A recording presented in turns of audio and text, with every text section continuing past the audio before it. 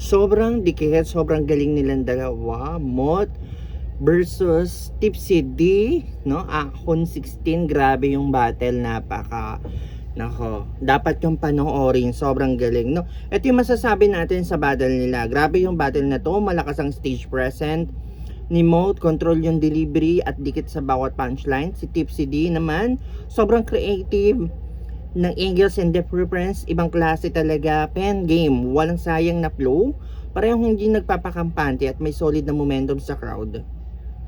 Control nila talaga, grabe.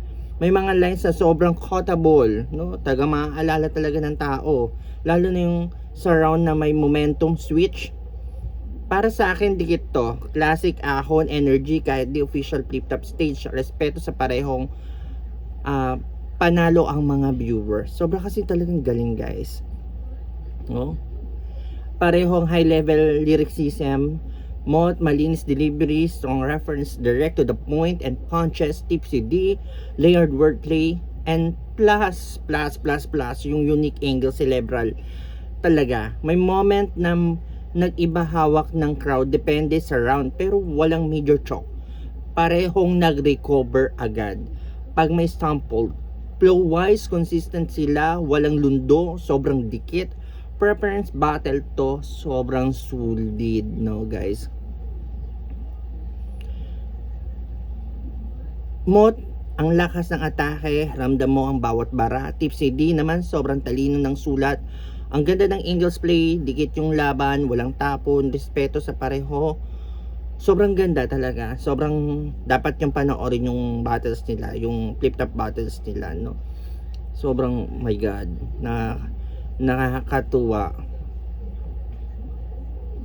So ito yung ating masasabi sa per round, no? Sa per round nila kung ano yung nangyari, no? Sa round 1, no? Sa review natin sa round 1, simula pa lang malakas na agad. Moat, malinis ang delivery, klaro bawat punch. At may hawak na agad na stage.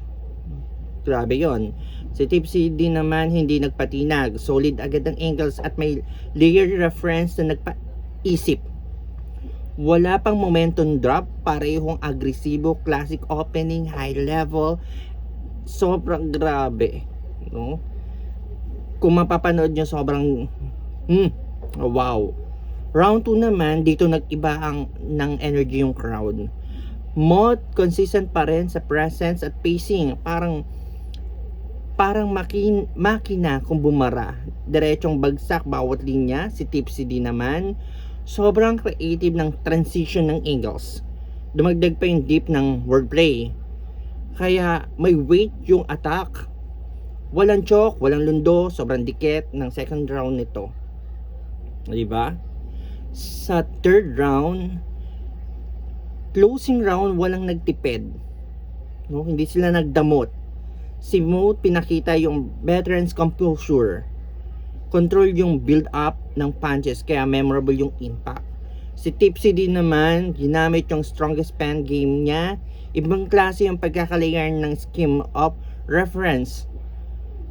Pang replay talaga. Parehong may moment of quotable and crowd craving, solid na pagtatapos. Overall, para sa akin, preference battle na to. Moat sa delivery stage, control, Tipsy D, creativity, at sulat, walang tapo na round. Walang major na choke. Parang nagpakita ng championship. Level na skill, classic ahon energy, kahit the official stage, sobrang galing, no? So, sobrang dapat panoorin. Kaso isa lang ang nanalo, at yung nanalo ay panoorin nyo, no? Pero magaling talaga si Moat, no? So dapat walang pipiliin, pero laban to, kaya umangat para sa akin, ha, umangat lang si Moat ng konti. So panoorin nyo, guys, no, para makarelate kayo sa pinagsasabi ko. Yun lang, guys. Muli ako si Jessie at ito ang Man at Work. Bye.